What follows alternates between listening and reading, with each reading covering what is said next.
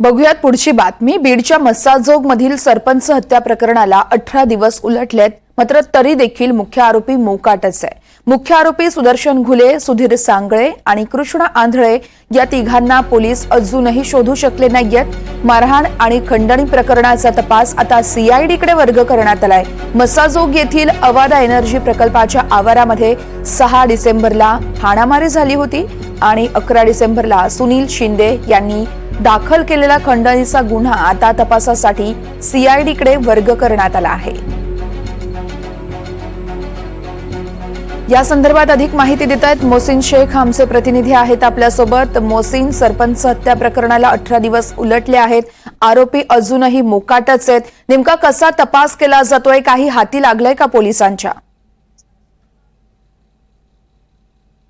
वर्षा, आता या सगळ्या प्रकरणात सीआयडीने म्हणजे हत्या प्रकरणात यापूर्वी सीआयडीकडे तपास देण्यात आलेला होता, मात्र आता ज्या पद्धतीने स्थानिक पोलीस या प्रकरणात त्यांना विचारणा होतो, तर थेट हात वर करण्याची भूमिका आता स्थानिक पोलिसांनी घेतली आहे।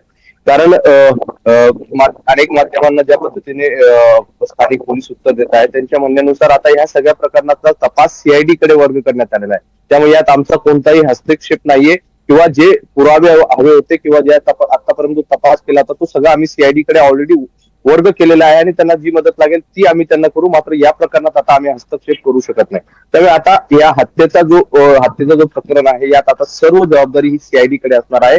आरोपी अटक करण्यापासून तर या सगळ्या गुन्हा तपास करण्याची जबाबदारी देखील सीआयडीकडे असणार आहे। त्यामुळे आता 18 दिवस या सगळ्या प्रकरणात उलटले आहे। मात्र यात सुदर्शन घुले हा जो मुख्य आरोपी आहे हत्या प्रकरणातला, तो अजूनही पोलिसांना सापडू शकलेला नाहीये। त्यातच आता पोलिसांनी सरकारने जे आहे तर एक महत्वाचा निर्णय घेतला या सगळ्या प्रकरणात। या प्रकरणाशी जी संबंधित खंडणीचा गुन्हा होता, कारण 9 तारखेला हत्या झाली आणि 6 तारखेला सरपंचांचा जो वाद झाला होता, तो वादा प्रकरणी एक गुन्हा दाखल आहे आणि त्यानंतर ज्या कंपनीत हा सगळा प्रकार घडला होता त्यानंतर कंपनीने एक खंडणीचा गुन्हा दाखल केला होता, ज्यात वाल्मिक कराड आरोपी आहे। या दोन्ही गुन्ह्याचा तपास देखील आता सीआयडीकडे वर्ग करण्यात आलाय। त्यामुळे खून, खंडणी आणि हाणामारीची जी घटना होती या तिन्ही प्रकरणाचा तपास आता सीआयडीकडे वर्ग करण्यात आलेला आहे। विशेष म्हणजे खंडणीतील आरोपी आणि खुनातील आरोपी या दोन्ही प्रकरणात सुदर्शन घुले हा दोन्ही गुन्ह्यामध्ये आरोपी आहे। त्यामुळे आता हा सगळा प्रकार सीआयडीकडे वर्ग करण्यात आलेला आहे आणि आता सीआयडी या प्रकरणात काय करतं हे पाहणं महत्वाचं आहे। मात्र सीआयडीकडे तपास देऊनही अनेक दिवस उलटले आहेत, ते अजूनही जे आहे तर आरोपी मात्र सीआयडीला सापडू शकलेले नाहीये। आता तिन्ही प्रकरणाचा तपास सीआयडी करते, मात्र सुदर्शन घुले असतील किंवा आता वाल्मिक कराड जो खंडणी प्रकरणात आरोपी आहे तो तपास देखील सीआयडीकडे आहे। त्यामुळे अजूनही सुदर्शन घुले सीआयडीला सापडलेला नाहीये।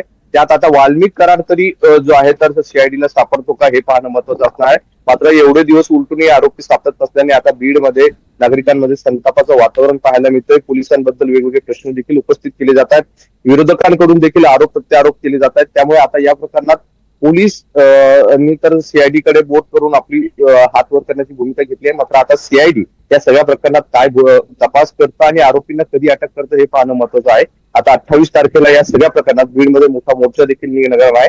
त्यापूर्वी तरी सीआयडी या आरोपींना बेड्या ठोकतो का हे पाहणं महत्वाचं असणार आहे। निश्चितच, त्यामुळे खरं तर सीआयडी असेल, पोलीस असतील, यांच्या कार्यपद्धतीवर कुठेतरी प्रश्नचिन्ह उपस्थित केलं जात आहे। मोहसिन, सगळे अपडेट घेऊ, तुर्तास धन्यवाद।